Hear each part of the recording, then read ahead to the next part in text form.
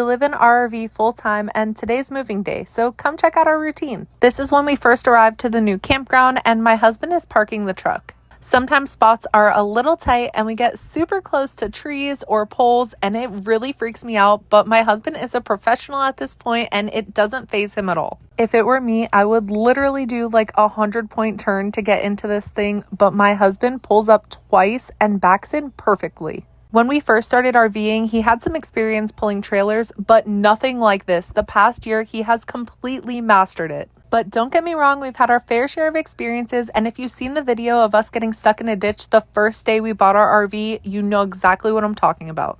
The first thing he does after we park is plug the power cord in, and that's because we need electricity to raise the RV off of the truck. Then he opens the bed, unhooks the power cord from the RV to the truck. Then he hops in the bed of the truck so he can detach the safety chains that hold the RV to the truck. Once the RV is completely detached from the truck, I raise the legs so the RV lifts off of the hitch. We have an electric auto leveling system, which makes this process super easy. Once the RV is lifted enough that it clears the hitch, I hop in the truck and drive it away so I can park it.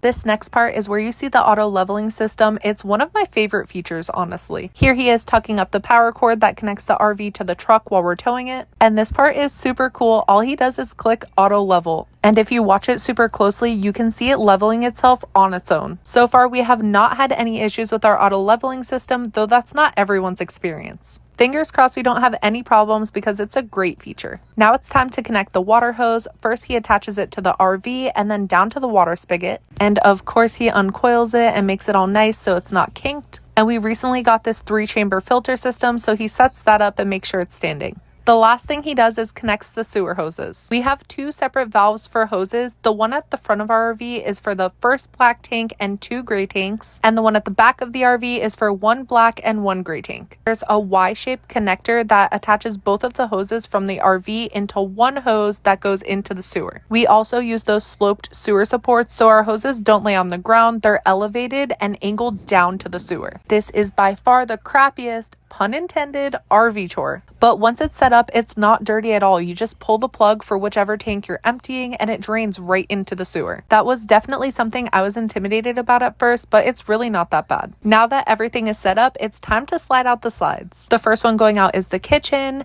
and then Riker's bedroom slide, and then our bedroom slide comes out last. And on the other side, the last slide that's coming out is the one with our couch on it. The last thing I do is turn the ACs on, and that's it. We're ready to go. And because I bet you're curious, this takes us about an hour.